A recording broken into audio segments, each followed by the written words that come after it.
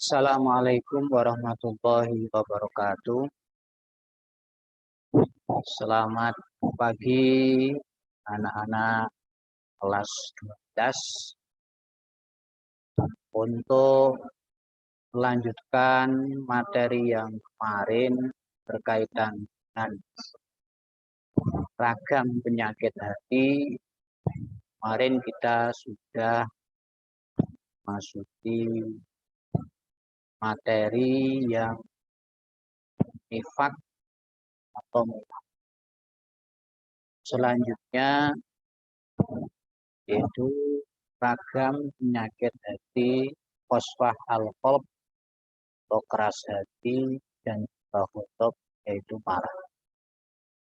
Pada kesempatan ini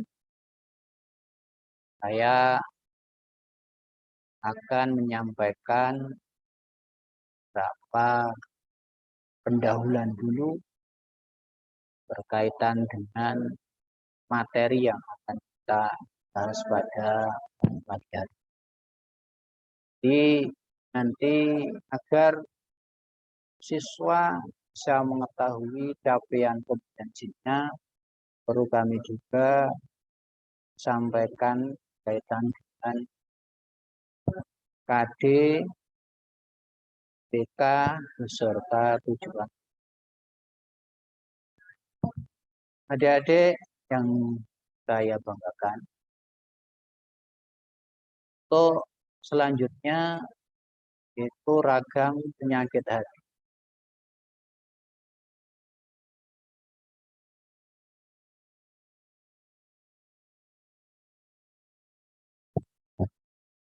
Yaitu kompetensi dasar. Yang pertama berkaitan dengan kompetensi dasar yaitu menganalisis konsep, penyebab, dan cara menghindari sifat tercela, sifat munafik, ghadab, marah, dan qaswah al-qalb atau keras hati. Terus untuk keterampilan memaparkan hasil analisis tentang konsep, penyebab, dan cara menghindari sifat tercela, sifat munafik, ghadab, marah, dan qaswah al-qalb atau keras. Ini kompetensi dasar yang perlu kalian ketahui. Untuk indikator pencapaian kompetensi yaitu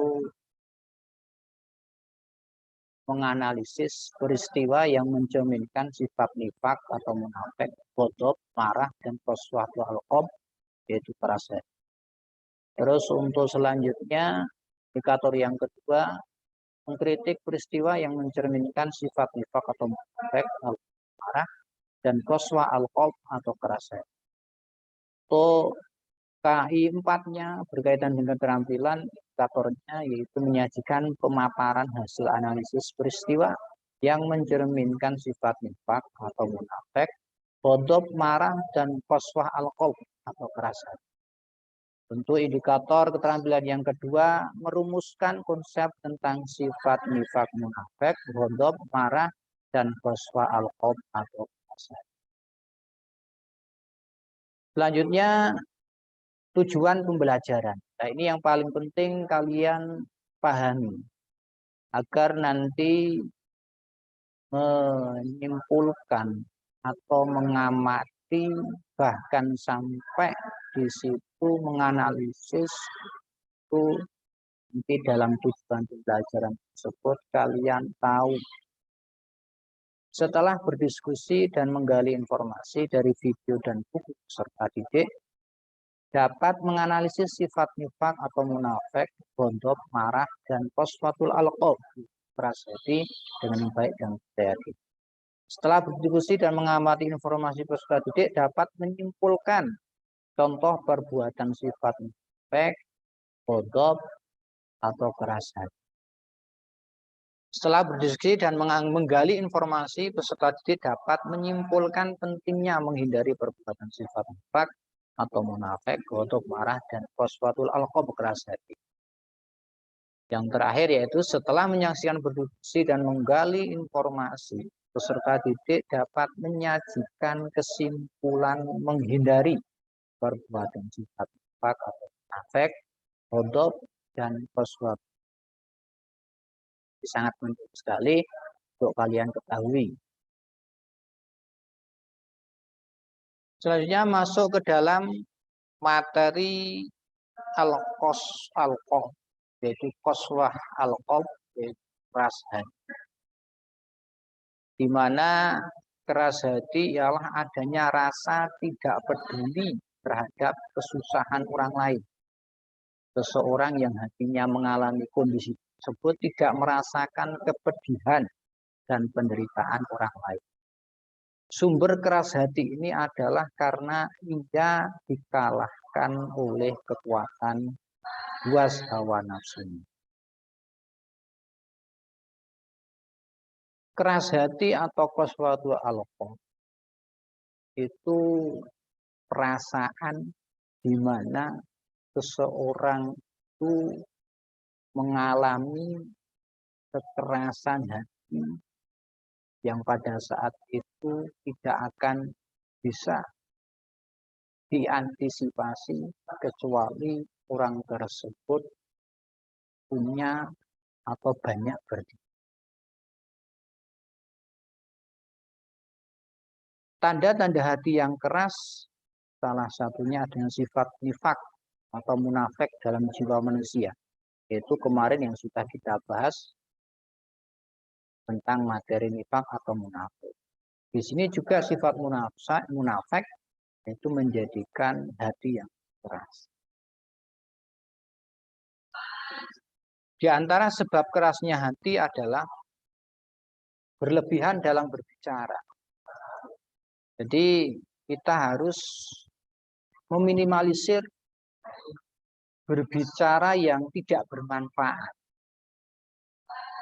Kalau berbicara yang bermanfaat itu tidak menjadikan hati keras. Maksud dari berlebihan dalam berbicara di sini yaitu memang berbicara yang tidak bermanfaat. Sehingga pembicaraan kalau tidak bermanfaat justru malah akan menjadikan kunjingan, fitnah dan lain sebagainya. Di antara sebab kerasnya hati yang kedua yaitu melakukan kemaksiatan atau tidak menunaikan kewajiban. Kadang kita juga sering tidak menyadari kemaksiatan yang kita lakukan. Atau mungkin juga kita tidak menyadari kewajiban yang kita tunaikan. Jadi kadang kemaksiatan yang sekecil pun itu kadang kita juga tidak menyadari. Nah, untuk itu di sini kemaksiatan yang paling kecil saja contohnya punya perasaan gibah atau menggunjing itu saja harus kita hindari. Apalagi nanti sampai tidak menunaikan kewajiban. Kewajiban baik kewajiban berkaitan dengan Allah Ta'ala atau kewajiban berkaitan dengan manusia. Selanjutnya yaitu terlalu banyak tertawa. Nah ini tertawa yang mana tertawa ini condong tertawa yang terbahak-bahak. Jadi sehingga hati tidak terkontrol dengan tertawa tersebut. Jadi tertawa keras itu ya nggak apa-apa. Hanya saja tertawa tersebut harus ada di dalam hati ini tertawa yang ada keimanan. Artinya ada keimanan itu di situ hatinya tetap ingat pada Allah. Terus yang selanjutnya terlalu banyak makan. Nah ini memang sudah kebiasaan orang itu banyak makan, apalagi zaman sekarang. Makan itu apapun pokoknya makan. Jadi dengan makan itu kehidupan kita itu seolah-olah sudah mengalami kemajuan yang sangat pesat. Makan saja sekarang itu tersisa-sisa. Beda dengan zaman dahulu. mau makan saja harus menunggu mayoran, harus menunggu syukuran dan sebagainya. Nah, kita harus bisa meminimalisir makan. Syukur di situ kita dibarengi dengan puasa. Yang selanjutnya banyak berbuat dosa. Jadi harus kita antisipasi. Tadi sudah dibahas dengan berteman dengan orang-orang yang jelek agamanya. Ini kita harus bisa memilih teman. Karena sekarang teman itu ada di teman maya, ada di teman yang untuk si dan sebagainya. Nah, kita harus bisa pintar-pintar untuk selanjutnya agar hati yang keras menjadi lembut. Disebutkan oleh Ibnu Al-Qayyim di dalam Al-Wabil Asy-Syayyid halaman 99 bahwa suatu ketika ada seorang lelaki yang berkata kepada Hasan Al-Basri, "Wahai Abu Said, aku mengadu kepadamu tentang kerasnya hati." Maka beliau menjawab, "Lembutkanlah hatimu dengan." Jadi zikir salah satu obat untuk minimalisir kerasnya hati. Orang Jawa mengatakan tombo hati ono. Nah, itu semuanya kita sudah tahu. Adik-adik juga sudah jelas, itu sudah hafal pujian-pujian yang ada. Sebab-sebab hati menjadi lembut dan mudah menangis karena Allah di antara lain di situ mengenal Allah melalui nama-nama, sifat-sifat dan perbuatan. Membaca Al-Quran dan merenungkannya, banyak berzikir kepada Allah, berbanyak ketaatan, mengingat kematian, termasuk hati kita akan.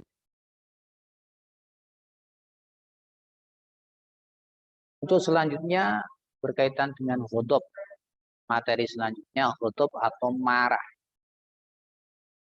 Artinya di sini ghadab atau pemarah itu sifat seseorang yang mudah marah setiap melihat atau menghadapi persoalan kehidupan yang tidak disukai sekecil apapun langsung marah.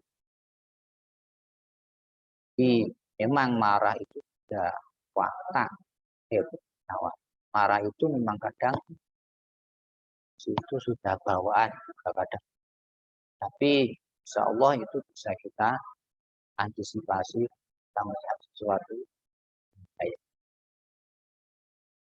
Surat Ali Imran ayat 133 sampai 134.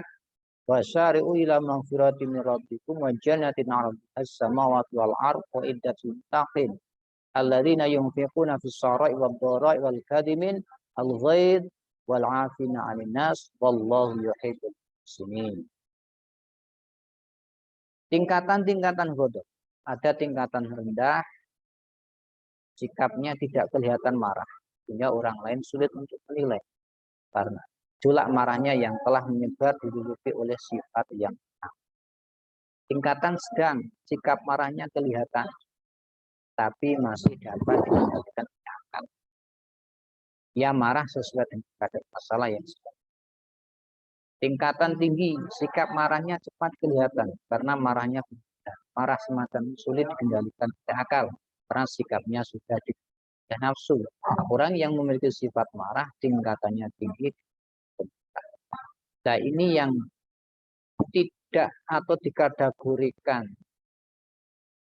akhlak tercela atau ragam penyakit hati, yaitu yang tingkatannya tinggi karena tidak terkontrol oleh hati. Tingkatan rendah, orang yang tidak mempunyai marah juga justru kadang di situ menjadikan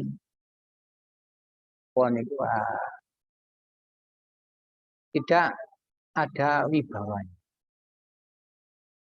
Tingkatan sedang, sikap marahnya kelihatan. Ini marah yang sedang, masih bisa dikontrol oleh akal dan nah, ini tingkatan rendah. Sedang itu bukan termasuk kategori ragam penyakit. Selanjutnya contoh perilaku ghadab. Ada Pak Guru yang marah pada saat diberitahu bahwa tulisan dan video ada yang salah.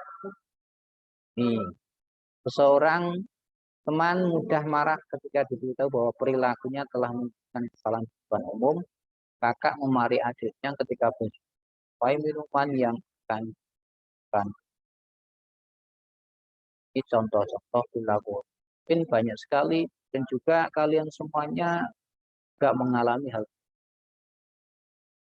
Sekarang cara menghindari ghadab. Apabila seorang yang sedang marah itu dalam keadaan sedang berdiri, maka berusaha duduk.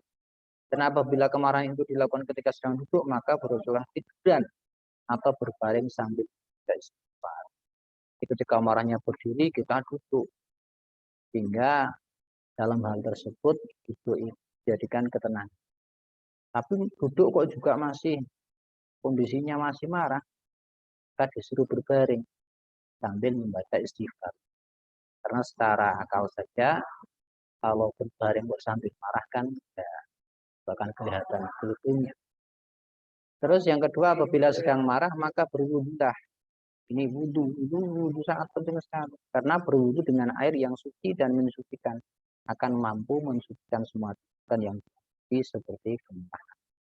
Yang ketiga, membaca ta'awudz, yaitu naudzubillah atau audzu, memohon perlindungan Allah dari dan yang selalu membawakan amarah. Nah, mungkin ini berkaitan dengan materi terasati marah, untuk mudah-mudahan bermanfaat ke para siswa bisa mengantisipasi hal-hal marah maupun rasa. Itu tetap semangat, tetap menjaga kesehatan, dan paling penting yaitu jangan sampai terjadi hal-hal yang menjadikan hati keras atau marah yang paling tinggi, yaitu marah yang tidak baik. Mungkin dari saya sih semuanya. Baik, ya, salam.